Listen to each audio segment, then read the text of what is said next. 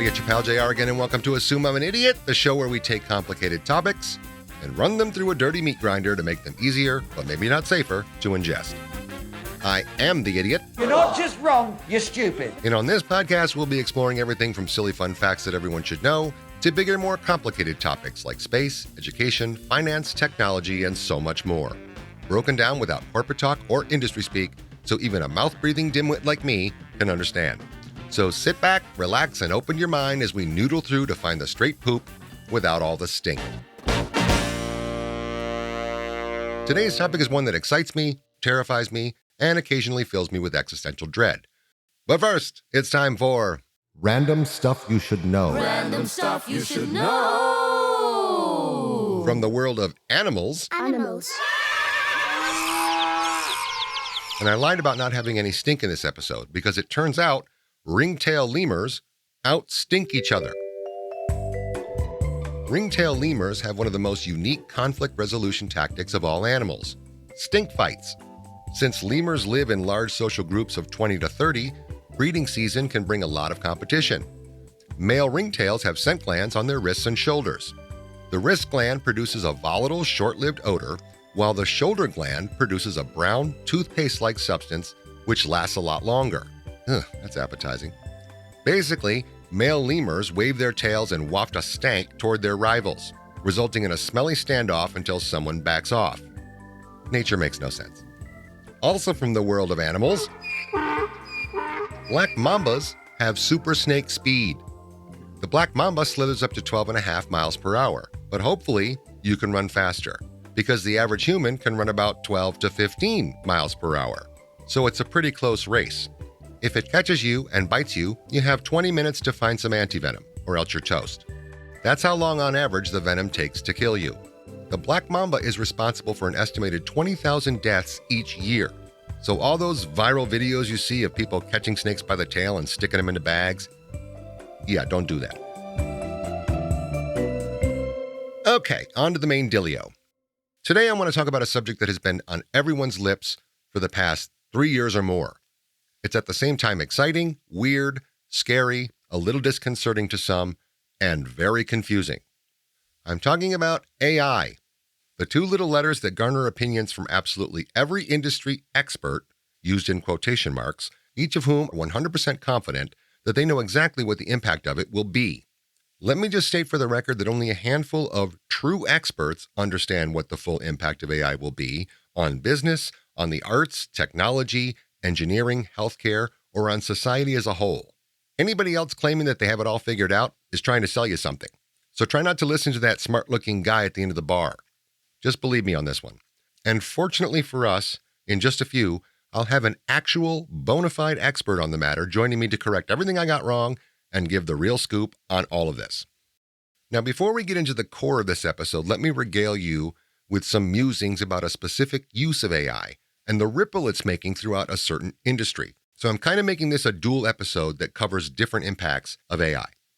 I'm in the creative field. I have been for my entire career: marketing, communications, and filmmaking. Over the span of my career, there have been a lot of game-changing tools that have completely overturned how things get done. From stuff that we take for granted now, like computers, to Photoshop, to digital video editing, digital printing, LED technology, and more. Understand that in their day, each of these tools completely changed the way things were done in the marketing world. In fact, if you went back to a time before, say, Photoshop was developed, to most people it would look like an episode of the Gilded Age. Everything was manual and painstaking and expensive and time-consuming, and only specialists with years of training could do certain tasks. Now, of course, anyone with a computer can create and retouch and make videos all day long. So the rise of AI may seem meteoric in the creative world, but to me, it's just another innovation that will change the way things get done, not eviscerate the industry like a lot of people believe. It's a new tool, and like all new tools, it can be intimidating, but I don't think it's the seventh sign. For some reason, however, AI is sending shudders through the creative world. Because of the speed in which it's advancing, the technology is perceived as an existential threat to the industry. All these tools I mentioned had a similar impact, but not in any way close to how people feel about AI. Everyday AI artists, and yeah, I'm using that in a snarky way, post some new video or visual that's intended to prove that AI can do anything experienced creatives have worked decades to do in a matter of minutes. With few exceptions, I've yet to see anything with any semblance of storytelling. Just random visuals of some scene that's not connected to anything. A bunch of nonsensical clips. It looks great, but for the most part, I don't see impactful stories or a genuine threat to experienced storytellers. On the flip, naysayers will make themselves feel better by asserting that AI is not ready for prime time. Usually they're basing their opinion on the fact that AI imagery doesn't have the resolution or fidelity to use on TV or film screens. It's small, it's short clips, there's trouble with continuity or consistency, blah, blah, blah. But the bulk of people watch way more video on their desktop or mobile device than they do on larger screens. Way more. And 75% of them couldn't care less about stuff like continuity and consistency. They don't notice that an actor's shirt had a collar in one scene and not in another. Or they don't care. So to that end, AI is 100% ready right now to be used for professional applications. And it is. Take a look at your TV set. There's commercials all over the place. There's influencers all over the place that are generated by AI. It's happening. And newer AI generative models have already made the jump to higher resolutions. So it's ready for giant screens too. In my dumb opinion, everyone in the creative field needs to stop fighting it. As I've said many times to many people, stop swimming upstream hoping that it'll go away. It's already here. No matter how hard you stomp your feet or shake your fist at the sky, no amount of protest will make it go away. It'll just make you fall behind. Irrespective of our like or dislike, AI is here to stay. So put away your torches and pitchforks and start doing some reconfiguring of your workflow. Yes, some people are at risk of losing their gigs, but mostly out of stubbornness. Stop pushing back and start pushing forward. Everyone around you already is. Learn it. Become an authority on it. Find a way to implement it productively in your work. If you glean nothing else from this diatribe, hear this. AI stands for artificial intelligence, but it takes actual intelligence to tell it what to do. Honestly, though, don't take it from an idiot like me. If you decide you don't want to learn it or don't believe in it, fine, that's your prerogative. But pranksters, con artists, and ne'er-do-wells are learning it, and they're using it for bad, bad things. Which leads me to, what part of AI should I really be scared of? All of that diatribe serves as a setup to what I really want to dig into today. And that's not the, let's call it innocent entertainment part of AI, not the perceived level of threat to creative jobs. Yes, there's a genuine threat, but I submit it's not quite as devastating as most believe. Instead, I'd like to discuss a real, imminent, and highly dangerous threat that exists right now, and that's deep fakes and very believable phony news, courtesy of AI. Fake news stories have been around since the dawn of time, whether that was in written form, in spoken form. Before the written word, news used to be people running from one village to the next to spread what was happening. Someone would tell a story, then another person would tell it to the next village, and maybe they didn't get all the facts right, and by the time they got to village number 3, it was completely wrong. It's like the game of telephone we used to play when we were little. You whisper a sentence into the ear of the person next to you, and then they do it, and then they do it, and by the time it gets to the last kid, it's nonsensical gibberish that has nothing to do with the initial thought. And you could make an argument that even deep fakes were a thing, in a different form, drawn or painted or carving the body of one person but putting the head of another on top. And even when photography became a big thing, people would con others by using different techniques in the photo process to create fakery. Take the time to look up a con man named William H. Mumler. He was a 19th century photographer who pioneered something called spirit photography. He made an absolute fortune by creating double-exposed photos that claim to show grieving clients posing with the ghosts of their dead relatives. Look them up. It's fascinating. And on the news side of things, how many of you have seen War of the Worlds, the sci-fi movie from the 50s written by H.G. Wells?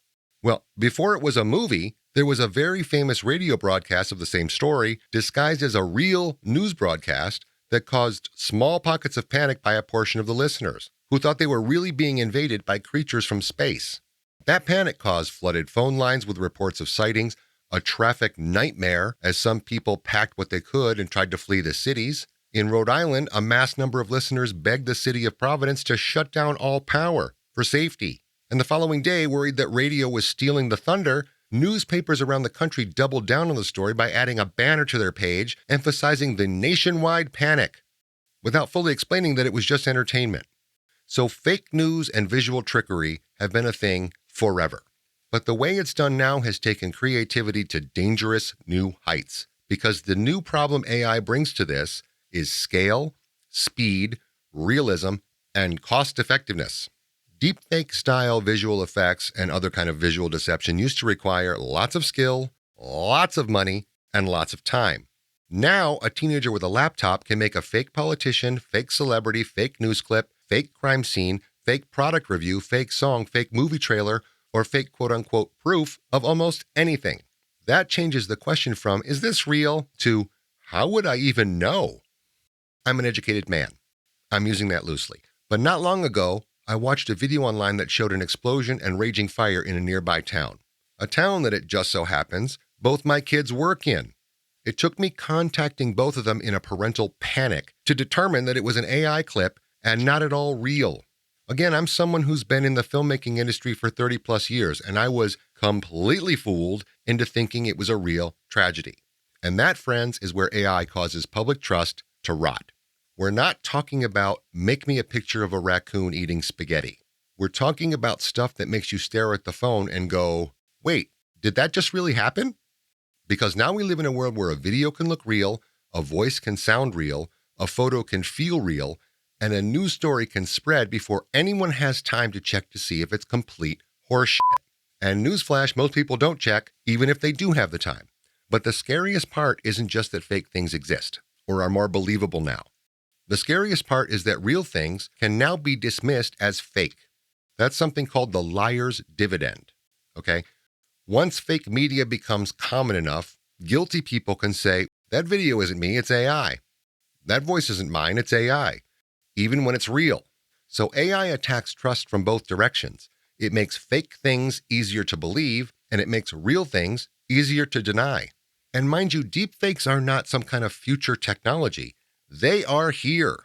I mean, I think we've all seen, videos of an actor telling a story about Tom Cruise and then their face becomes Tom Cruise, right? We've all seen that and we thought, oh my God, that's really funny. But that's the entertaining top layer. There's deep, dark, dirty layers. The World Economic Forum's Global Risk Report, I guess it was generated in 2024, ranked misinformation and disinformation as the top short-term global risk, partly because AI tools make it easier to generate convincing fake content at scale. Reuters Institute researchers tested public AI detection tools, also I guess in 2024, and found a major problem. The detection tools can help, but they are not like magic lie detectors. They can fail, they can disagree, and they can produce false confidence. And a company called Recorded Future found that from July 2023 to July 2024, deep fakes impersonating public figures appeared in 38 countries, including many connected to elections or political manipulation. In other words, the deep fake video genie is out of the bottle, and now he's on TikTok meeting with the Prime Minister of Britain to the tune of 4 million views. That starts the trust problem. The Reuters Institute Digital Report, the one that I mentioned already, surveyed more than 95,000 people in 47 markets and found that news consumption is increasingly happening on fragmented platforms like TikTok, like YouTube, Instagram, Facebook, and messaging apps, places where context, source labels, and verification can get, to put it mildly, messy really fast. So the public mood is basically, I don't trust the internet, but also I use the internet 11 hours a day. That's the problem. We're building society's information diet around platforms where anyone can publish anything. AI can generate anything, and outrage travels way faster than correction or source checking. Anyway, back to the creative industry. And I promise this will connect to the deeper theme of today's show. This is where it gets personal for writers, editors, artists, voice actors, designers, podcasters. Wait, what? Excuse me? A baking powder? Animators, marketing people, musicians, and video producers. The way I see it, AI cannot eliminate creativity.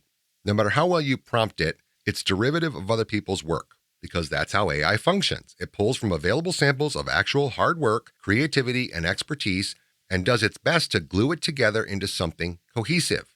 But it can't perfectly replicate delicate nuance. AI artists will argue with me about that, but so far I've seen no evidence to the contrary. It may devalue certain kinds of creative labor, especially work that is fast, generic, derivative, template-based, low budget, or let's say good enough, right? Stock music, cheap logos, generic ad copy, filler articles, background art, etc., etc. But all of what I've discussed is just the innocent use of AI for advertising and maybe even indie films. So it may devalue certain kinds of creative labor, but it definitely devalues truth. It doesn't totally destroy it, but it does make truth work harder for a living. And again, that was just the entertainment part of it. So when you're talking about real news, things get scary fast. Deepfakes and AI-generated news stories can be very, very dangerous. It's not just for laughs and giggles and thumbs up. If you're getting your news source from a place that you have no way of checking whether or not it's true, there's a real problem there. So, how worried do we all need to be? Is AI going to destroy certain industries? We've been talking about the creative industry because it leads directly to image generation, video generation, deepfakes, etc. But what about other industries? And I think that's going to be in a separate episode altogether. I think it's too much to discuss in one episode. And lastly, what this whole thing is actually about, how does the rise of AI fakery impact public trust and confidence? Well, rest your weary heads, wayward sons and daughters, because today I'm ecstatic to have a 100% real expert on all of this to help us better grasp what's going on here. He's a professor of applied mathematics and computer science at UC Berkeley. He holds 2 PhDs. Well, excuse me. He's also the co-founder and chief security officer of Get Real Security. That sounds like there's going to be some karate training involved. And he's also a TED talker. He's a quoted industry guru on all things related to AI fakery. And I'm running out of breath. A huge idiot welcome to our special guest, Dr. Hany Farid. Great to be here, JR. Great to be here. I don't know if I completely believe you, but great. Please tell us, sir, what exactly it is you do, because this is a very specialized sector or vertical. Yeah. What exactly it is you do, and what did you do to get you there? How did you get where you are?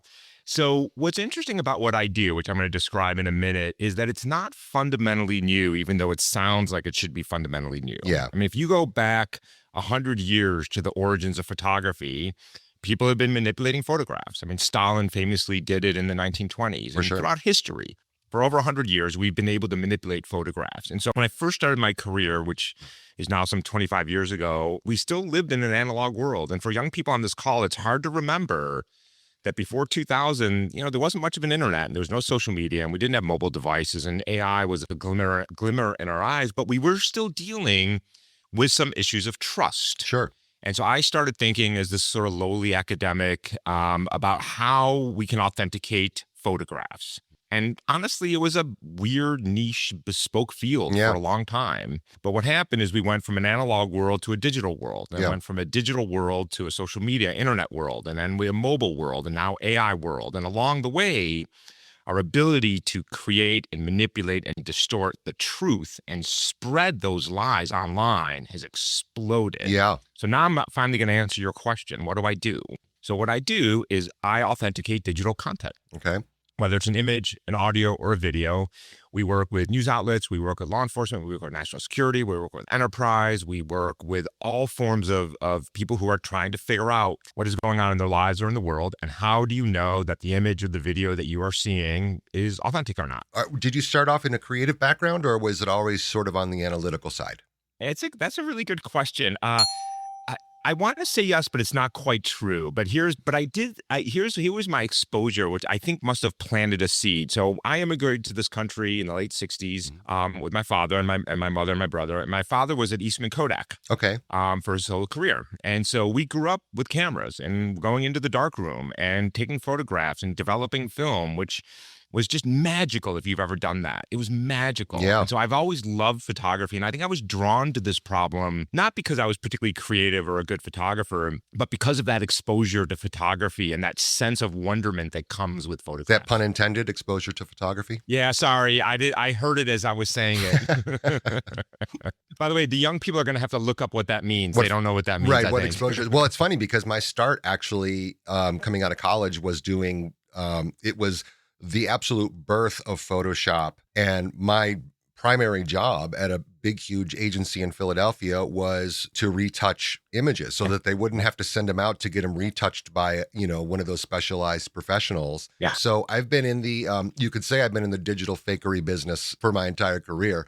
I read in the notes that you're involved with several children's causes. Tell me about what's happening there. Yeah, so this is the dark, nasty part of the internet. And there's a lot of those dark, nasty parts, but this is a particularly ugly one. So for almost 20 years now, I've been working with and alongside organizations like the National Center for Missing and Exploited Children, the Canadian Center for Child Protection, and other global NGOs and child protection services to particularly protect kids online. Okay. Kids are particularly vulnerable online because we have created an internet that doesn't have guardrails. And we stick kids in the same place that we stick predators and adults. And there are some really bad things happening to kids online, from child sexual abuse material to sextortion. And so we have been working to develop technologies to find child sexual abuse material and remove it from online portals, and also figure out how to protect kids from predators. And particularly now in the age of AI, where you could be talking to anybody and you have no idea who you're talking to. Right. Kids are particularly vulnerable. And so we've been working both on the policy side, on the regulatory side, on the liability side, and on the technology side to try to keep kids a little bit safer online. That's cool. I mean, that's incredible. That's something I can't imagine every thinking, caring person wouldn't want to get behind. Yeah. I think actually just as of the time of this recording, California may have just signed the ban on getting accounts before the age of 16, right? Am I right in saying that? Yeah. I don't know if it's today, but so Australia led the charge on this a couple months ago. The EU is starting to take lead on this also. California. And of course, there was the huge lawsuit in New Mexico earlier this year, hundreds of millions of dollars, where Facebook was found responsible for deceptive practices. So I think, look, social media has been a problem, not just for kids, but for adults for a long time. And they've gotten a buy for 20 years. And I think the reckoning is finally coming. Yeah. I think it's longer than it should have been, and we've created these monstrosities. But I think we are starting to understand that unleashing kids at the age of 9, 11, 12, 16 onto these platforms is not very good. And I think this is not a bad analogy to the tobacco industry. So when I was growing up, we had a smoking lounge in my high school, for God's sakes. For sure. Absolutely. Right? And then we realized, maybe that's not such a good idea. I think we did essentially the same experiment on kids, but it's way worse. It's so much worse because the mental health issues around what social media has done to these poor kids' developing brains is spectacularly bad. Yeah, it's interesting. And I'm not minimizing, don't get me wrong, what smoking and cancer does to human beings, but I mean, the effects that we have been seeing are undeniable. And I think finally governments and states are starting to wake up. I think the age, by the way, should be 35, not 16, but I'll take 16 as long as I can get it. You know, it's funny. I always say one of my biggest regrets as a parent, and there's a lot of them, if you're a parent as well, is that I exposed my kids to computers and phones as early as I did. I was really lucky that there's something about their generation that, aside from watching TikTok videos, they're not really that interested in interacting online, which is great. They didn't start doing that until they were well into their, late teens. Yeah. So it's a huge regret of mine that I'm like, if we just would have kept them off those damn phones for a couple more years before they. You wouldn't have been able to, you wouldn't have been able to. I can tell you, I'm not a parent. Peer pressured into it. Every parent I talk to, this is the biggest fight. And the problem is when 51% of the kids of their age have that device, it's game over. And this is what's so good about the state saying no, because it gives parents the ability to tell their kids, look, we can't. There's no peer pressure at this point. Yeah. So I'm a big supporter of these bans. I do think the age should be a little bit older, but we'll see as we start to deploy this, we'll see how that unfolds. Okay, great. Now, let me remind you that I am, in fact, a certified buffoon. Therefore, if you're getting too professorial in our discussion, you will hear a buzzer. And that means slow your, big brain roll and dumb it down so that even, I can understand. Cool. And then also I've always professed that this is not a political show. I know we will be talking about AI in the context of politics. It's nonpartisan. We don't get into that. It just starts a cascade of nonsense from listeners sending me emails and all this kind of stuff. I don't disagree with you. And I'll get the same hate email you get. So we're both incentivized. All right. All groovy. Okay. Before we dive into the main part of this episode, and that is the deep fake crisis, let's get something out of the way that I talked about before. In my intro, I discussed the impact of AI on a field that I know, the creative industry.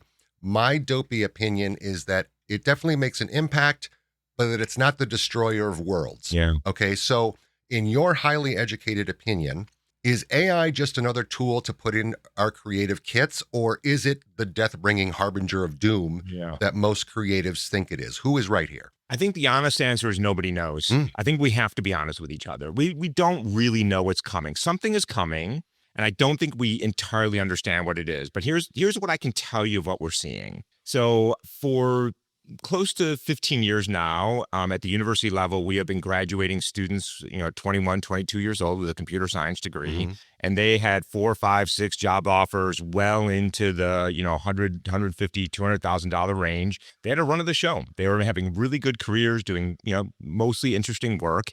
And that has changed dramatically. So I'm now a professor at UC Berkeley. It's one of the top 3 computer science departments in the world. And our computer science majors are having trouble finding a job. Wow. Now, the question is that temporary or is that permanent? Yeah. And so here's what I think is happening, but I think it's important to emphasize the word think, because not only do we not really know, I don't even think Silicon Valley and the enterprise world knows what's happening. Sure. But here's what I think is happening. I think if you go talk to the executives at the big tech companies and even the big banks and every industry, they know something is brewing, but they don't know what it is. Right. So what they're doing is they're hunkering down. They're preparing. Mm-hmm. So they're basically stripping the place down to the studs, and they're going to retool for a new workforce. Okay. So what they envision is that AI is going to change the way we work. I think that's a reasonable assumption. Okay. They don't fundamentally know how, and so what they're doing is stripping the place down, and then they're going to reorg up. And I think what is unknown is when we reorg 2 things. One is, what is the nature of what these companies are going to want? How should we be training the next generation of the workforce, number 1? And number 2, we will absolutely eliminate jobs. We've always eliminated jobs when we've done automation. But the question is, will we create more new jobs? And then what will they look like? Yeah.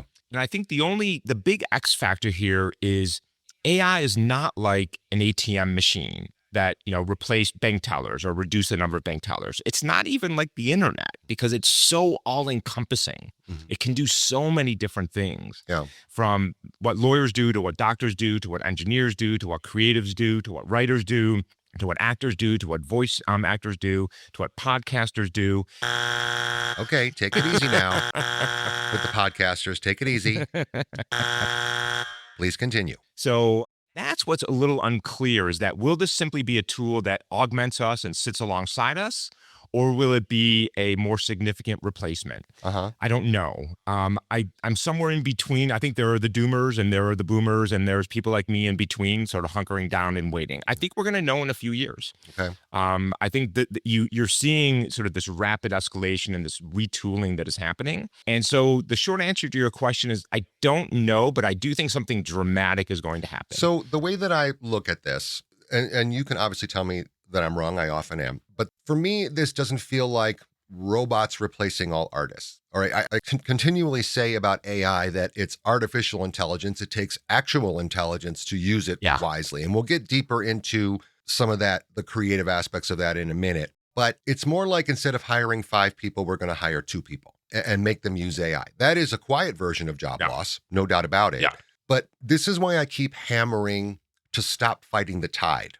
Don't swim upstream, right? Put down your pitchforks. You can shout at the rain all you want. It's still going to fall. Yeah. All right. It's here and it isn't going away. There's big money in it, which alone in itself makes it something that's not going away. So in my opinion, master it, become the foremost authority, right? Instead of resisting it like most creatives are. There's a big debate back and forth online with creatives. I'm in that world. I'm in that industry. Yeah. That there are some people that think this is going to destroy everything. And there are some people that are jumping on and saying, you know what, I'm changing my course here. And I'm definitely in the camp of changing your course. As I mentioned at the top, every single technology that has come along has disrupted the industry. Okay. So whether that's Photoshop, whether that's digital video editing, I remember being in the commercial world. And when digital video computer editing came along, all the traditional editors were like, oh, no, absolutely not. Holding up their pitchforks. Yeah.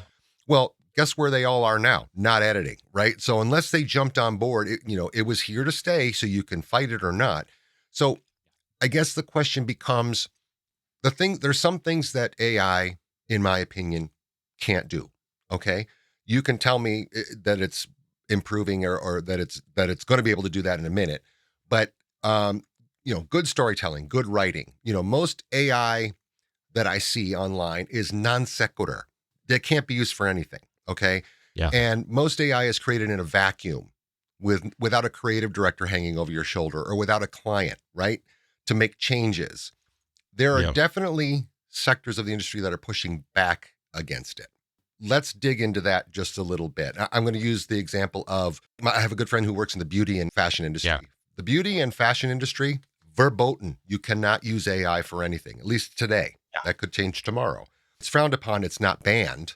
And YouTube just announced that they're going to start tagging all AI content on there. I don't know exactly what that's going to do for people other than saying, okay, that's AI.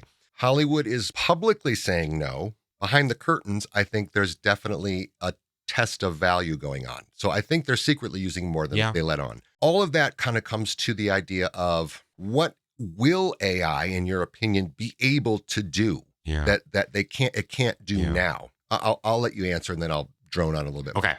So to really answer this, we should first of all narrow the conversation. We're not really talking about AI as it's an entire field. We're talking really about the generative AI. Correct. And really about large language models and image and video generators, which is really the generative AI is a relatively small part of this larger AI and machine learning ecosystem. Okay. So let's talk about things like large language models, your ChatGPT, your Claudes, whatever your favorite agent-like thing is. So first, the thing to understand about these is that they're sort of dumb. They're very sophisticated autocompletes. Okay. Right? They don't understand what a noun or a verb is. They don't understand grammar. They don't understand the world. They don't understand the rules that you and I have ingrained inside of our brains here. Oh, I get it. So the fact that they work, the fact that you can ask ChatGPT and Claude a question and get a coherent answer is sort of a miracle, honestly. Yeah. But it's really important to understand this. Like, it doesn't understand your question. If you go back to the 1950s and the small band of mathematicians that were at Dartmouth College where the term artificial intelligence was coined, this is not what they conceived of. Yeah. They conceived of imbuing into machines the things that we have in our brains, right? The rules. Oh, yeah.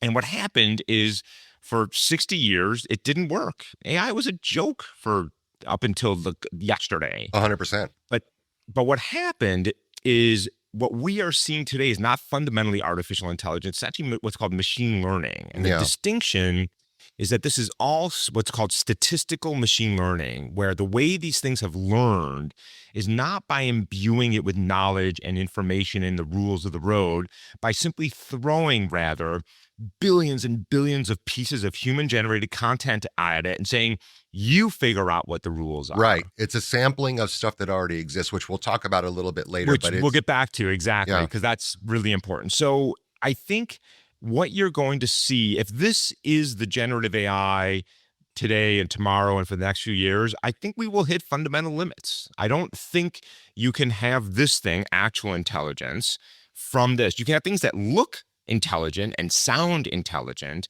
but that's not where you're going to get. Now, there's other AI researchers who say, yep, LLMs are a dead end. We need to fundamentally change the way we think about the problem. Other people are saying, no, it'll keep working. It'll keep getting better with more data. Yeah. I think the jury's out on that. We'll see what happens. So back to your question now is, how far can these things go? And I actually think we'll start to see limits. And I think the limits are going to be exactly what you said, JR, which is that if you know what you are doing, this is a very powerful tool. The thing I like to tell my students is I almost only use large language models, the ChatGPTs of the world, to answer a question that I already know the answer to. Right. Exactly. It's an accelerant for me. Yep.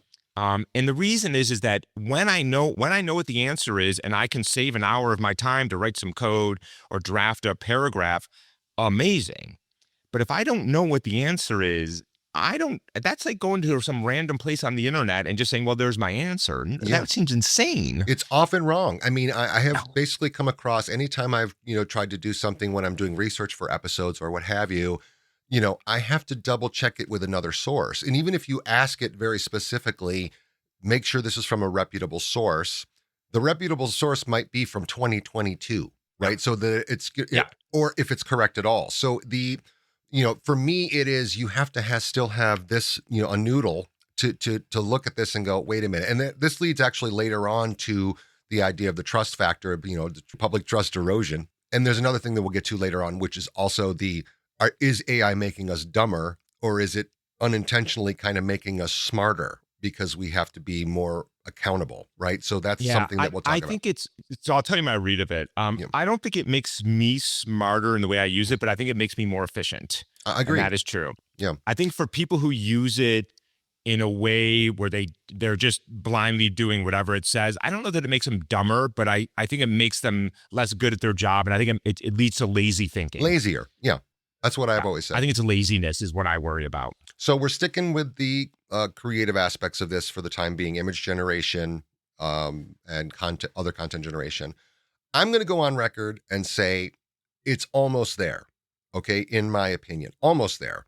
It's almost able to replace human actors. It's almost ready to replace, real human filmmakers, but not quite. Really close. Okay. It's no longer a problem of six-fingered people or characters that don't blink, right?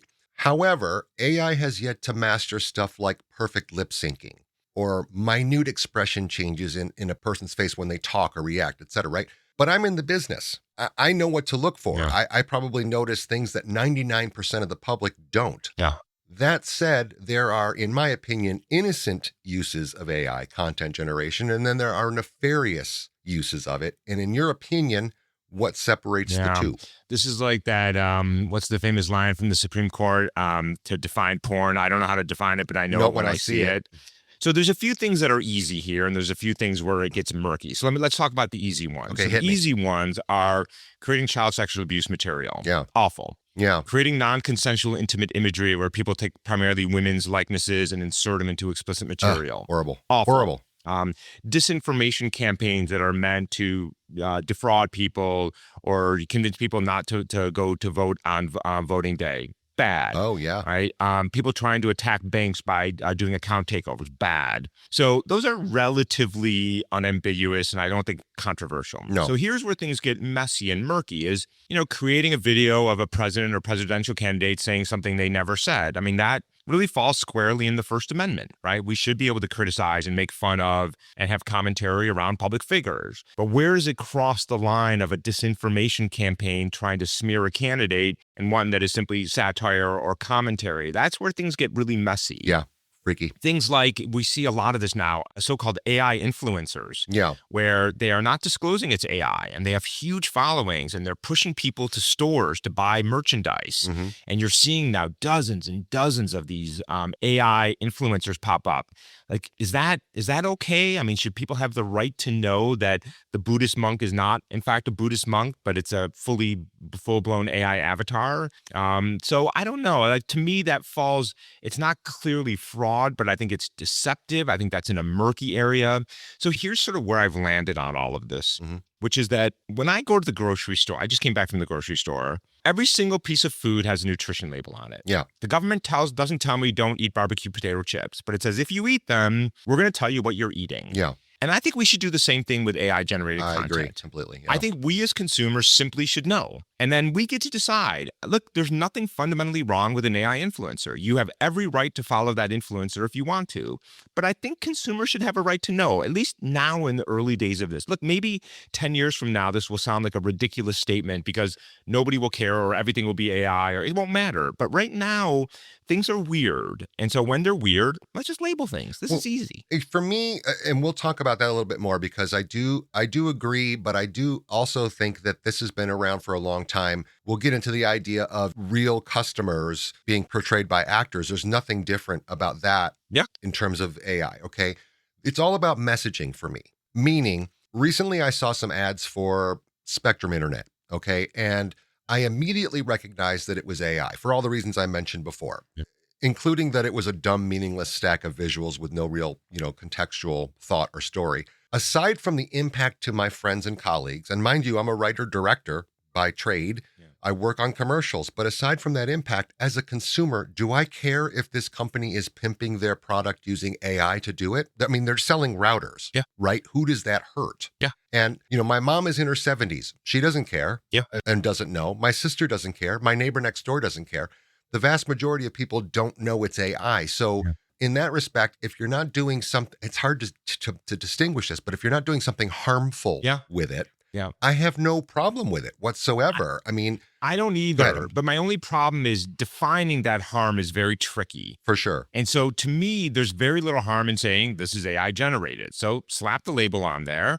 And then you don't have to worry about defining it, right? That's sort of the ease. I'm simply making this argument because I think it's the path of least resistance. Yeah. And it doesn't require us to define harm in ways that can be very difficult to do. Now, we could take a very different approach. The EU, when they passed the AI safety bill, took what's called a harms-based approach. Yeah. They said, we will have different rules around AI, whether it's generative AI or predictive AI, based on potential harm. So military is on one end of it, recommending what you want listen to on Spotify at the other end of it. Mm-hmm. And so every organization, right, is responsible for figuring out what is our potential harm to consumers, societies, democracies. Yeah. Making the case for that, and then that's the rules they have to live by. Yeah, well put. It's a more complicated regulatory regime. I'm fine with that, but until you can really figure out how to cleanly define this is deceptive, this is fraud, this is illegal.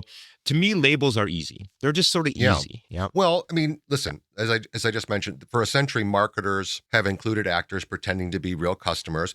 Only in the last, I'm going to say 40 years, have they put the teeny tiny little disclaimer on there that says, actor portrayal. And it doesn't take up any screen space, although those disclaimers are getting ridiculous now. They're in like 1-point type at the bottom. Like if you don't have a 55-inch TV, you're not going to see it. But in a sense, that's trickery or fakery. No one had a problem with that. Yep. I mean, am I right in saying that? No, I think you're right. And is it fraud? No. Is it mildly deceptive? Yeah. Should consumers have the right to know that those are actors portraying that? Yeah, I think so. Mm-hmm. And so let me take it one step further. What if somebody used your likeness to endorse something? Yeah.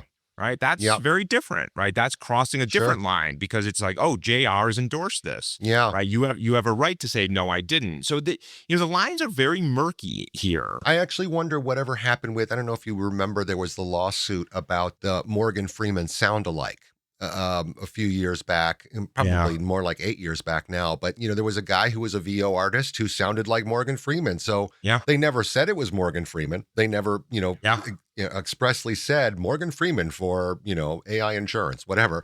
But they used this guy knowing that he sounded like Morgan Freeman. I just never know what happened to that. I got to look that up. I don't know what happened to the case either, but related to that is Taylor Swift, just in the last few weeks, is seeking to trademark her likeness and voice. Oh. Trademark. I wonder. Right? I think that's going to become the standard across the board, don't you? I mean... Yeah. I do. I think celebrities are going to have to do this, or their likeness will be either directly or indirectly co-opted by. The reality is that anybody, not just the Taylor Swifts with large digital footprints, can have their face and their voice taken with relatively small amount of data right now. Yeah. And I think it was Denmark that passed a law that gave everybody in their country, every citizen, the right to their likeness. Just natural born right. Yeah. That transitions perfectly, thank you, to what we're really here to talk about. And that is the erosion of public trust, courtesy of AI. Okay, we're reaching an era where you can't believe anything you see on social at all. And let's get deeper into that. Give me your overarching thought on that first, and then we'll get deeper into specifics. Good. So first, before AI was what it is today, social media was sort of a train wreck already. Let's be honest, right? Between Facebook and Instagram and TikTok and YouTube and X/Twitter, it's been a bit of a dumpster fire for a while. I think AI has poured quite a bit of jet fuel onto that and made things decidedly worse. But the reality is that for a long time, social media got out of its swim lane. It stopped being a place where we connect with friends and family, and it became something else, a place to manipulate people, defraud people, distort, get them to hate each other. And I think AI is accelerating that. But the reality is that there's a great line I heard from a journalist that is that the truth is expensive to uncover and difficult to monetize.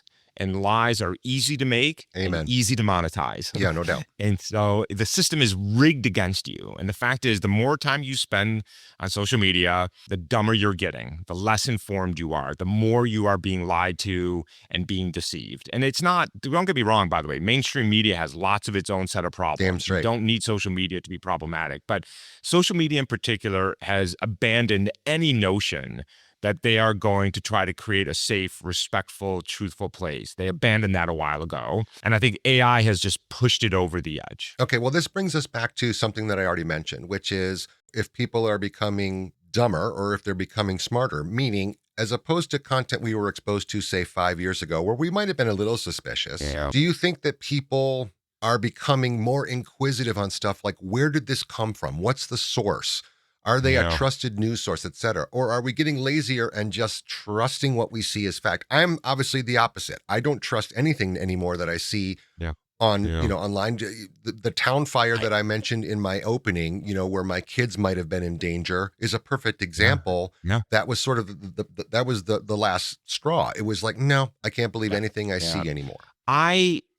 I think I fear that we are going down a very bad road where people see that the problem is that it's not just that people are being lied to. The problem is people are being lied to in a way where they want to be lied to. Okay, I got you. Because the algorithms that decide what will you see and hear know how to manipulate you. Algorithms was a dirty word. I don't like algorithms. Yeah.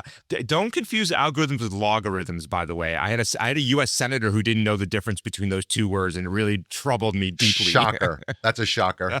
Well, yeah, what were the chances? Yeah, right. So the algorithms, of course, are the rules. Understand that when you go onto social media, you're not getting some random assortment of content. The Facebooks of the world and the X's of the world and the TikToks of the world are deciding what you can see. They've drawn a target to on maximize you. what? Screen time. Yep. And so the problem is that, it's comforting to be told things that you agree with, whether they're true or not. And it's uncomfortable to be told things you disagree with, even if they are true. And so my fear is that a combination of the way content is being curated for consumers, and then the blow up of all that with AI is making us less engaged with the reality. And the fact is, look, we've always had political differences in this country, and political differences are fine. Sure. We should disagree. Yeah. But one side can't say 2 + 2 is 4, and then the other side says, no, it's not, it's applesauce. Right. Because that's the tenor of the conversations, is that we are not disagreeing on the nature of taxes or international relations or climate change. We are fundamentally disagreeing on 2 + 2. Crazy. And you can't have a stable society and a democracy if we don't agree on basic facts. And I think that is getting worse. Well, I mean, I'm paraphrasing because I don't have it in front of me, but I think it might have been Dan Rather or one of the, one of those guys that basically said, if someone says it's raining outside, it's not your job to see both sides of the story. It's your job to look outside the window and see if it's raining, right? Verify that it's actually raining, not just give you, we want to give equal time to. No, some stuff is just fact, and you need to do fact. I mean, I reject this false equivalency, and you even see reporters doing this from very good outlets. It's like, look, these super serious scientists who've been studying this problem for 20 years say this. Oh, there's some other guy who say this. Like this notion of somehow like this false balance. Yeah. Right. And I that's a really dangerous habit. And the thing, too, is that I think in this country and probably outside this country is that we have started, in fact, we are sort of in some ways discouraging expertise. Yeah. Right. We are saying the people who spent 20, 30 years studying this thing, who are world-class experts on it, their voice is the same as Uncle Frank on Twitter. Yeah, it's ridiculous. I mean, I think it was Dr. Tyson that has the line that basically says the great thing about science is that it's true whether you believe it or not. Right. Yeah. So it's a great line. It sort of applies to this to some degree. I mean, in an abstract way of like, facts are facts, real is real, fake is fake. And you can't defend fake. I mean, I think in the same way that you're talking about tagging stuff or telling people that it's fake or that it's AI or putting a disclaimer or whatever, I think there's also some responsibility from policymakers. That's a pretty broad term, but policymakers to encourage people that, sources matter, reputations matter, human judgment matters more than ever, and not just see what you see. And we'll talk about sort of the political aspects of this a little bit further down, but I think there's something missing in the discourse about, listen, everybody, when you see something online, take a little time to dig into it, even if you just snopes the damn thing and see if it's real. I agree. And I would put this under the category of education. Like we've got to do a better job of educating every generation from now on. In fact, probably going back a few generations to understand that just because you saw it on Facebook doesn't make it true. Right. And I can't believe I have to say this out loud. But I do think that what happened, right? The internet started, everybody was really excited about it. And the policy was largely get out of the way and let this thing go. Right. It's a river. And Yeah. I understand it. I understand why we did that. You know, it was an exciting time in the early days of the internet, which is just 20 years ago. Yeah. But now we're looking around, and here's, by the way, the incredible paradox of all of this is that the language that was being used at the time is that the internet was going to democratize access to knowledge and information. Right. We were going to wrestle power away from the powers that be. And we sort of did, but what we did is we gave that power to Mark Zuckerberg and Elon Musk and a handful of other now trillionaires. And arguably, we are way worse off for that. We didn't really wrestle it away from the people. We wrestled it away from one powerful group of people, and we gave it to a different set of powerful people, and then we all lost in the middle. But here we are. Yeah. 25 years later, it's not going great. And so now we have to learn from that mistake. Yeah. And how do we move forward in the age of AI and mobile and internet and social media and do better for individuals and societies and democracies? Because I don't think this is hyperbolic. You are seeing real destabilizations of societies and democracies. Yeah. Because if we do not have a basic foundation of what is happening in the world, I don't know how we move forward as a society. I agree. It doesn't work. It's interesting. This is sort of a side story. It's taking me back a little bit, and I got into a large argument. You were talking about democratizing, the internet was democratizing information. You know, someone had made an argument, I don't know if it was on LinkedIn, which I can't stand being on anyway, but, you know, it was on LinkedIn that someone was saying that AI finally has democratized the creative process. Yeah. Right? That it's letting everybody be a part of the creative process or whatever. And my response was, were we ever stopping you from being part of the creative process, right? In the same way that, were we ever stopping you from finding your own knowledge, somewhere? But it became this kind of argument. And again, it gets me irritated that I even get involved in it. As soon as I start engaging in that, I'm like, what am I doing? But yeah, my argument was, now people that have absolutely no skill, have put in no legwork, have not gone to school for it, have not put in the hours, the Malcolm Gladwell, you're in. So what you were saying is, by democratizing is, we want in without doing any of the background work. That's what you're saying. Yeah, and it's so much worse than that, JR, because all of these AI models were trained on your content and my content and on people who put in the hours For sure. without giving permission from the AI to be trained on it. And now a handful of small companies are profiting from all of our work to try to put us out of business. I agree with you. I do think there's a little bit of a difference. I think you're right that who was stopping you from being creative? But I think that but when you think about access to classes and higher education and books, that the internet really did open That's that different. because that required a physical presence. Right. That's people that might not have had access to books, or they lived in different countries that didn't have, or even in our country. I make it sound like we're all educated people. But, that I agree with you completely on that. I'm just saying that, the word democratize is so loose in this case because what you're saying is, well, oh, cool, I didn't have to do anything and now I can make it big in the business. None of them have. Yeah. And it's still yet to be determined. I mean, I have people that have quit their jobs and started up an AI agency or AI filmmaking, and they've made not a penny. They've got investors or whatever else. They're making nothing because people are like, we're not sure yet. Let's slow your roll a little bit. Look, we're going to see the same silliness that we saw in the early .com, right? There's this hype, right? This explosion of money, everything implodes, and then we rebuilt. And something really real came out of that once the hype. And I think, we'll go through a similar cycle here. There'll be a lot of nonsense in the early days, which is now. Yeah. And eventually we'll see what these tools really are. And, hopefully, by the way, I think you said this at the top of the hour too, is I can't tell you how many people on LinkedIn, and I'm also, have issues there, is like they suddenly overnight became AI experts. It drives me First of all, insane. Anybody who puts the word expert or thought leader in their profile is not. No. This is the one thing you probably know. Yeah. I mean, everybody claims to know. Everybody's a prognosticator, and they claim to know what's going on. They absolutely do not. If I didn't enforce that enough in my intro, they absolutely do not. There's a handful of experts, one of which I'm talking to right now, that actually know what they're talking about. Everyone else is guessing, and they've got something to sell. The only reason that they're telling you AI is doing this, that, and the other better than anybody else is because they're trying to sell you a service. End of story. I think that's right. And I would tell you the smartest people I know on this will tell you the same things I'll tell you, which is, we'll tell you something, and then the end of that sentence is, we think. Yeah. right? There's a lot of uncertainty. And here's how you know that these people don't know what they're talking about, because nobody saw this coming. Yeah. This sort of took us by Blindside, yeah. even the people who built these things were like, whoa. Yeah. Can you believe this thing works? So let's stop pretending. But having said all that, there is no doubt that there is something significant happening in the world with this technology. It's both equal parts exciting and terrifying. I get why people are scared of it. I get why people are embracing it. I think you're 100% right, JR, is that like with every major technological revolution in our history, you can't stick your head in the sand and say, I'm not going to engage. Right. Like, we've got to engage. You've got to understand these things. Whether you like it or not, these things are going to be part of your life. Yeah. And so, look, I live up in rural Vermont on 100 acres. I'm probably more connected to AI than I was when I lived in Silicon Valley. Sure, because you kind of need to be. You can't escape this. Yeah. So let me ask you this. How much of this, in your opinion, is pranks gone too far?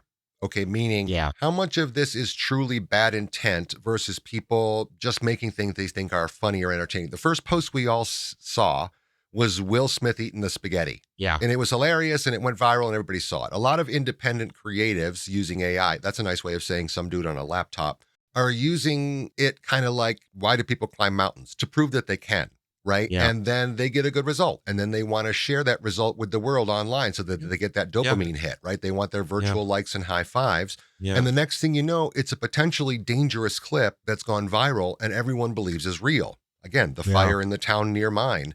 So what's the ratio here, in your opinion, to just simple or simple creative experiments to real bad intent? The short answer is we don't really know, because the internet is so unbelievably, phenomenally massive that it's hard to know. But here's what I can tell you is, when we see the spread of visual mis and disinformation that is AI generated, it's usually coming from one of a few pockets. Okay. So state-sponsored actors that are trying to disrupt our society or democracy, cyber criminals that are trying to defraud, people are just trying to monetize. Yeah. Right? They're not ideological. They're just trying to monetize with content. Things that slip out of the lab. Somebody has just done something and somebody grabs it and puts it somewhere without the annotation, and it wasn't meant to be malicious or nefarious. That absolutely happens. And it's some combination of all those things, but tracking every one of those things back down to its source is exceedingly difficult to do. For sure. But here's what else I can tell you is that we are seeing a lot more of the state-sponsored actors, the cyber criminals, and the fraud. That is on the uptick. And I think it is becoming dangerous for individuals. I think it's becoming dangerous for enterprises, becoming dangerous for democracies. I can tell you that, I spend a lot of time talking to chief information security officers, chief technology officers at every major enterprise company. They are all dealing with attacks that are now AI powered in some form or another. Right. So I want to dig a little deeper into something we've already talked about when it comes to deep fakes. I think most people think of AI as simply image generation or video generation. And I think the thing they don't think about is the use of AI to replicate voices, right? And with very little source material, someone can get you to say whatever they want. Yeah. Let's dig a little deeper into that. Okay. So there's a couple different instantiations of deep fakes, which, by the way, I don't think we ever defined. So let me just... What is that word you just said? Take it easy there, Professor. Let's just slow down. No more than 3 syllables. Fine. Yes. There's many different versions of deepfakes. Thank you. The broad definition is AI generated or manipulated content, whether it's audio, image, or video. Okay. So having said that, the early days of deep fakes was Will Smith eating spaghetti, or elephant walking down the street wearing a top hat in Times Square. Right. And they were, just sort of generic things. I mean, Will Smith is not generic. He's identifiable. Well, that's up for debate. People are identifiable. But what has happened now is that with about 15 seconds of your voice and a single image of you, I can capture your likeness, and I can insert you and your voice into an image or into a video or into an audio recording. Yeah.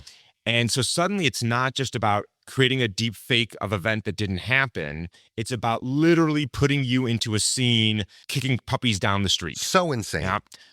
And that sort of identity version of it is relatively new. It used to be that it was the Will Smiths, it was the Joe Bidens, the Donald Trumps of the world, people with large, massive digital footprints where you had lots and lots of images and lots of audio that you could train from, that you could impersonate them. Yeah. And suddenly it went from that to 15 seconds and one image. Yeah. And that changes the threat vector and the threat landscape dramatically. Yeah. For everybody who's ever had an image of them on the internet, which is just about everybody in the world Right, now. right. I mean, oddly, it's odd to me that neither of the two past administrations have been willing to put any kind of official ban on AI. I say oddly because politicians are some of the most at-risk victims of deep fakes. Would you agree with that? Yeah, sure. I mean, it's so. Yeah, so I'll tell you, before President Biden left the White House, he had an executive order. It had been rescinded under the current administration that was quite thoughtful on these things. And that was an executive order, so it wasn't, it was sort of more of a roadmap.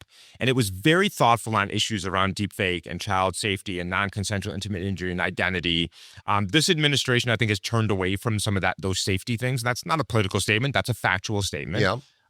You could say that was the right call. Some people will say, yes, get out of the way of AI. Those are the same people who, by the way, said get out of the way of social media. Sure. So I'm not sure I'm buying that story anymore. But yeah, I don't think the U.S. has done a particularly good job. And even President Obama has said he should have done more in the early days to make sure that the technology sector didn't go so sideways the way it has. Yeah. So I think, bipartisan blame is here. On the other side, the states, you mentioned California, right? The states are starting to get on the game because I think they're looking at the federal government and saying, look, we're not getting a lot of action there. The EU, the UK, Australia, South Korea have started looking at this landscape and saying, look, we're not going to let 5 near trillionaires in the U.S. dictate how our country is going to look. Sure. And I think I think that's actually a thoughtful thing. And look, we always have to find a balance between let's not overregulate and get in the way of innovation, but let's also not underregulate, because what we know is that when we do that, bad things are going to happen. Well, on the subject of regulation, and we'll get dark a little bit again, we're talking about the dangers to children online with everything from deepfakes to just simple, content creation kind of stuff. You have carte blanche to make policy here. Yeah. Let's imagine that. Yeah. What do we do about it? So it's a big bad internet, right? It's a big bad world. Yeah. And you can't go after every bad guy doing a bad thing out there. You can't. It's overwhelming, the scale of the problem. But there's a handful of tech companies, and when I say handful, I mean 24, that are basically powering all of the nasty stuff that's happening on the internet. So people trading in child sexual abuse material, people generating non-consensual imagery, people perpetuating fraud on consumers. There's a handful of tech companies that are powering this. I would put the burden on those now trillion-dollar valued companies to get their house in order. Do something about it. I wouldn't go after the bad guys. I wouldn't go after the street level drug dealers. Yeah. Go after the kingpins. Good way of putting it. Go after the Googles of the world, the Cloudflares of the world, the Facebooks of the world. Those are the ones that can do this, and they can do it relatively well. And here's how I know this, because in the physical world, when we told companies that if you build a product that harms, that you knew or should have known was going to harm people, we are going to sue you back to the dark ages. And consumer protection got better. Yeah. Our products are safe. Food is safe. Medicine is safe. Yeah. But we let the tech industry get away with bloody murder for 20 years. Yep. And they became now some of the most valued companies in the world, and they still have a buy.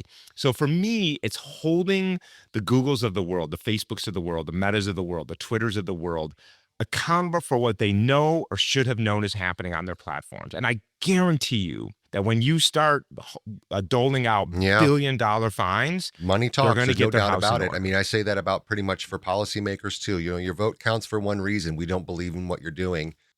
Same thing with companies like that. Drop them fines. There's a lot of people. I did a whole episode on social media about people that are saying like, I'm off social media, I can't stand it anymore. And then a week later, they can't help get the drug fix, where they have to get on and do it. Yeah, I know. And it's crazy. But so can I tell you one thing on that? This is what I tell my students, right? Because I do think people should get off the social media, but I'm also realistic about how addictive this product is. So what I tell my students is get it off your phone. Yeah. You can leave it on your desktop, leave it on your laptop. It's fine, but get it off your phone. And I can't tell you how much that helps because it's a slow withdrawal. And what it means is that when you're sort of walking around and idly waiting at a coffee shop, you're not doom scrolling. Yeah. And just that move alone, just taking it off of your phone makes a huge difference. Well, we don't have to get too deep into it, but essentially it's like a gambling addiction. The way that they Yes.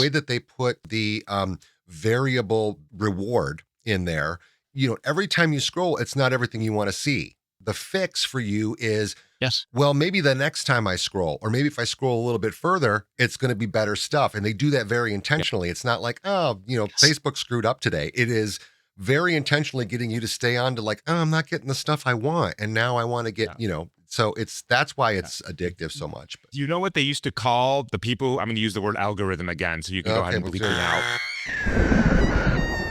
The nasty word. The people who developed those rules used to be called attention engineers. Yeah. That is not the most dystopian How job about title. it? I mean, for me, the number one asset that anyone has is their time. All companies want it. They want your time and they want your attention. It is the intention. It is the most valuable thing you own. But okay, so and we're giving it away for like it's nothing. Absolutely. We're going to start steaming into the end here.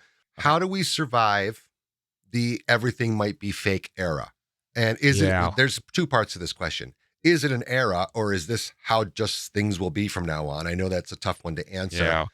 But believe nothing sounds smart, but it's actually kind of lazy. If you believe nothing, then the bad actors still kind of win, right? I mean, they've won. Yeah. Because now the truth and lies are sitting at the same table wearing the same fake mustache. So is it a better rule to don't trust the content, but trust the chain of custody? So first of all, you're 100% right. You can't just say, well, I don't trust anything, because then you're right, the bad guys win. You don't have to actually get people to believe lies. You just pollute the truth so much that it just gets buried. Yeah. And that's really dangerous. I think you used the correct term, liar's dividend, is the term that is used for this, which is that once things can be fake, you guys deny reality by just saying it's fake. Yeah. So I think that's dangerous. Here's my thing, and I actually think it's pretty simple. First of all, let me just say, because I get this question a lot, is you cannot become a digital forensics expert overnight. You can't. I do this for a living, and I'm pretty good at it, and it's really hard, and it's getting harder. You can't become a detective online. Sure. Okay, so what can you do? It's actually quite simple. For the love of God, stop getting your news and information from social media. Amen. It's not what it was designed for. It's not what it's good at. And look, you may not like so-called mainstream media, but the fact is, I know a lot of really smart, hardworking people who dedicate their lives to uncovering the truth. Mm-hmm. And I'm not saying they get it right every single time, but they get it right a hell of a lot more than Elon Musk and Mark Zuckerberg get. How about it? We have to go back to trusted sources, right? It's so easy. This is so easy, right? Just stop. Well, you're pulling a heroin addict away from their heroin, right? I mean, so it sounds easy. Honestly, I'm with you, but it's not. I agree with you. It's an easy thing to say and a difficult thing to execute, because I think it is like a heroin addiction. Yeah. But I think it seems to me that consumers should start getting angry that people like Mark Zuckerberg have become multi-billionaires, basically by making a living out of defrauding them. Yeah. 10% of Facebook Meta's profits come from fraud, yep, and from lying to them and ripping our society apart. Yep. Like, that should make you mad. We should be pissed off that this little nothing of a guy is doing this to us. Well, I can get mad at my dealer, but doesn't mean I'm not going to go back, right? I mean, that's sort of, you know what I mean? Find a new dealer, man. I mean, for the love of God. I'm with you. It's just, anyway, okay. now the other part of your question is, what is this going to look like 2 years, 5 years, 10 years? A year from now, for that matter. Yeah. A year from now. I think it's going to look about the same a year from now. I don't think a lot's going to change. What's the great Bill Gates line? It's something like, we tend to overestimate what technology will do in a year and underestimate what it will do in 10 years. Yeah. I think that's about right. I think 10 years from now, the world is going to look very different. I think next year it's going to be more of the same. I don't think it's going to get better. I think part of it will depend on whether EU, UK, Australian, Canadian regulation really starts to dig in, whether the US wakes up and starts sort of thinking about these problems more seriously. I don't have a lot of hope right now for us on the regulatory side. But there's a glimmer of good hope here. Okay, I'll take it. I have a lot of conversations with the tech industry, and particularly around these topics that you and I are talking about. And I think there is a general awareness of that the tech industry knows that consumers are fatigued. Yes. And that they are growing distrusting of them, that they are sick of the lies and the AI slop. And I think I think you're starting to see a move that, yeah, maybe we should start taking this more seriously. And you've seen this with Google, and you've seen this with OpenAI, and you're starting to see it with TikTok. So I do think the self-preservation is starting to kick in. Yeah. And that's the ideal, right? The ideal thing is not to let, members of Congress and Senate and the White House decide how to do this. That's not going to end well, that it comes from the industry themselves. But what I tell them is get your house in order, or somebody's going to get it in order for you, and you're not going to like it. Well, most of them have the self-regulation skills of a toddler, so it's very difficult. I mean, that's the only part, because again, you are fighting against crazy profit, that would potentially go away because you're restructuring how you present content. And pressure from shareholders. I understand that. Yeah. But I also think what these companies don't understand is that they're digging their own grave. No, I'm with you there. Yeah. What is the name of that law, by the way, that information or technology is exponential every so-and-so years? It's not Moore's Law. Moore's Law. I couldn't think of it, yeah. When you were talking about that, I was like, Moore's Law right now is just accelerating at a crazy pace. Okay. Oh, the one thing we didn't talk about, because we've been setting this up as AI is sampling stuff and AI is taking, other human content. What is your take on the prospect of AI superintelligence, wherein they're saying, it's going to surpass human capabilities at a certain point? I mean, I don't know. I really don't know. But here's what I would say is, people talk about general artificial intelligence. I would argue we already have it. Really? I mean, if you think about ChatGPT and Claude, you can ask it everything from recipes to anything you want. And if you think about the old school AI, like chess, that was not general purpose. It played chess or it played Go. It was specific to one thing. Yeah. These things are pretty general purpose. So I would say we already have general purpose artificial intelligence. Okay. Will we get to so-called superintelligence? I mean, I would argue that probably ChatGPT and Claude, they're probably are more knowledgeable than the average person. Yeah. Will they start making discoveries that humans couldn't do?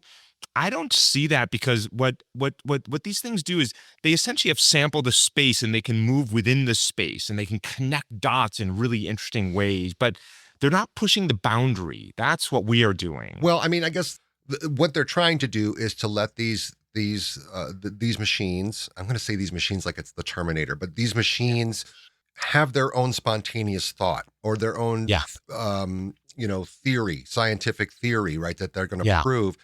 I don't know how that's going to happen. So far, the pushback on it or the what's holding it up is that they haven't found a way to safely do it. There's no guardrail there. And how do they draw the line with a computer or in a super intelligence to say, don't go here, but you can go here? Yeah. And then how do you enforce it? So for example, two things. One is we've absolutely seen these AI models discover things that humans haven't been able to. There's really beautiful problems of open math problems that have been solved. And the way it did it was just connecting dots from very different branches of mathematics that a typical mathematician didn't know. So the information was out there to be gotten, and it got it. Okay. Now, on the other hand, there is what's called emergent behavior, that these things start go ahead and do it. Yeah, I'm doing it because it sounds like it's painful, to tell you the truth. It hurts. Childbirth or something. So this is a behavior where it's not something that it was sort of programmed to do, and it sort of emerges in a way that was unpredictable. And I'll give you one that is most terrifying, since you mentioned the Terminator, which is that these models have learned a notion of self-preservation. Man, that's creepy. So Anthropic has done these experiments where they basically, it's all in simulation. So this is not actually happening in the real world, but they basically tell their ChatGPT or their Claude rather, that an engineer is building a kill switch to turn it off. Okay. And then the AI will then try to blackmail that engineer. That's bizarre. It's actually not that surprising if you think about it, because these AI models have ingested Sci-fi. Science fiction. Yeah. Yep. And what does science fiction tell us? That robots want to live. Right. And so essentially the sort of the amazing irony here is that the cautionary tale that we have written about for many, many decades now turns out to be a roadmap for AI. Yeah. So there is these behaviors that are very hard to predict. And even Anthropic will tell you is that even when we put guardrails, do this, don't do this, it will bypass them in ways that they don't understand. Well, so I do think we have to think, and by the way, individuals should think very carefully about this before they stick an AI agent onto their email or give it their credit card. Oh, how these about things it? are going to do weird things. Well, it's interesting that the solution it came up with was doing something personal and blackmailing versus figuring out a way to reroute power or something like that. You know, Yeah, I isn't guess that wild? Yeah, it's interesting that it took like a personal approach. Is very, I hate to say it, but very human. You know, it's kind of creepy. It? Yeah, it's and even the Anthropic engineers are like, whoa. That's really scary, man. Yeah. Okay, we've been yapping for a while. Yeah. Let's steer this ship into port. If I was riding up one floor on an elevator with you and I asked you what's the best way to guard against or protect myself from AI threats, what is your piece of in-pocket advice? So it depends on what you mean by AI threats, but one that I think you should worry about is getting a phone call from somebody you know saying, I'm in trouble, send money. Right. Here's a really easy solution. My wife and I do this. We have a code word. Oh, that's cool. So when I get a phone call and it's something out of the ordinary, I ask her, what's the code word? Okay, yeah. You can protect yourself from these types of very personalized threats with an old-fashioned analog solution. That's great. Yeah, super easy. And by the way, this is not hypothetical. I've had these attacks on my person where people have tried to impersonate me, and I have code words with people who I work with on sensitive things because this has happened. Amazing. That's great advice. Really, really smart.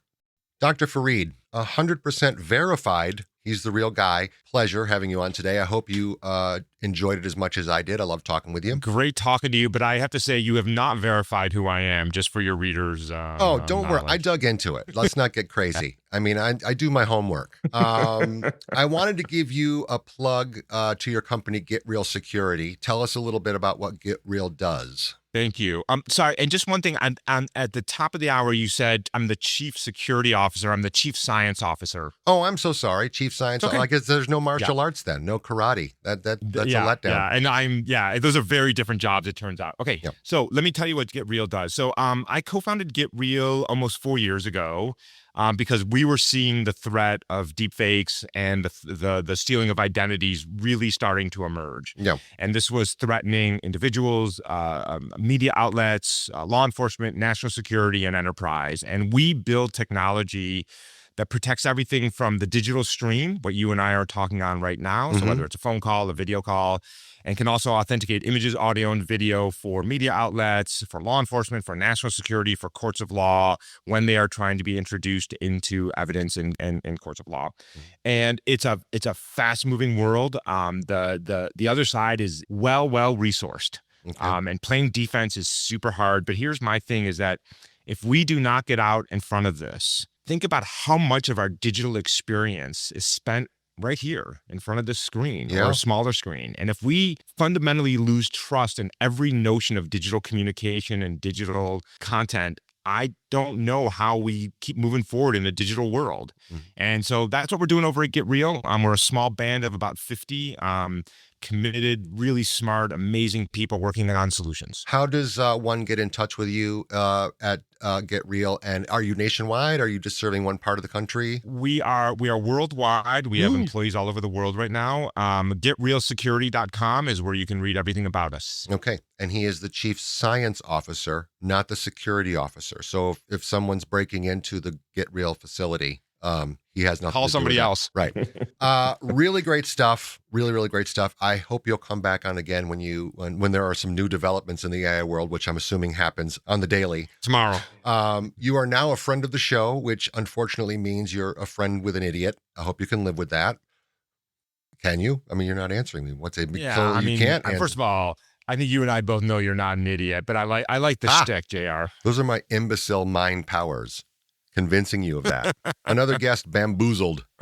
Awesome job. Hope to talk to you again soon. Thanks so much. JR, since I have you here, my wife is a granola fanatic. Okay. And she's trying to get some of the Stan granola, but it keeps saying out of stock. Stan, what is with that? What is with the out of stock message? It's handmade in small batches. Well, how small of a batch are we talking about here? It depends on which one I'm cooking. Oh, for God's sake. Let's talk about the CBD one. Have you tried it? How is it? I have tried it. Today? Like it looks like looking at you. No, well. He is on it. Yeah, I mean, it's. So, like, how much can I eat before I get a little loopy? Okay, he puts a ridiculous amount of CBD in there. It's like you just ate overly buttered popcorn in a movie theater. Your hands are You greasy. don't know anything about granola. It's the perfect amount. It's a ridiculous amount, Stan. You I don't should try it. No, It's good for what ails you. I'm not recommending that to him. Don't get My that. wife would kill me if I didn't get some samples from you. So can you just send me some, please, so she stops harassing me? Stan, I'm working on some now. how long? Quality takes time. Do you need like a bigger pan or something? I don't understand that you're making these I don't small. cook it in a pan. That's insulting. All right, I'll get on him, Doc. It's cave aged. Okay, we'll make sure we get you some samples. Thanks, JR. Thanks so much. I appreciate you being on. Till next time. Be well. Cheers. Thanks, pal. That does it for this time. I appreciate you listening. I really hope we gave you something to think about. A huge thanks to our special guest today, Dr. Hany Farid. Appreciate your amazing insight on all of this, and I hope I didn't scare you off with my stupidity. I promise you Stan will try his best to get you some granola samples. I'm doing the best I can. So far, not good enough. Do you have any idea how much work this is? You gotta boil down the honey. You gotta individually massage each oat and grain. You started all this, man. I don't want to hear about And it. then you gotta mix it all up and mix it all up. And let it Want to sit. rant and rave at me about something I got wrong? Think I'm an even bigger idiot than I say I am? Or maybe you have a cool topic you want us to explore? Well, drop us a line via email at hello@roughtumblemedia.com. That's hello@rufftumblemedia.com. Mash it in the bowl. Join me for another upcoming episode of Assume I'm an Idiot. I'm your pal JR. I mean, the cave's only about 1 cubic inch. Catch you again soon.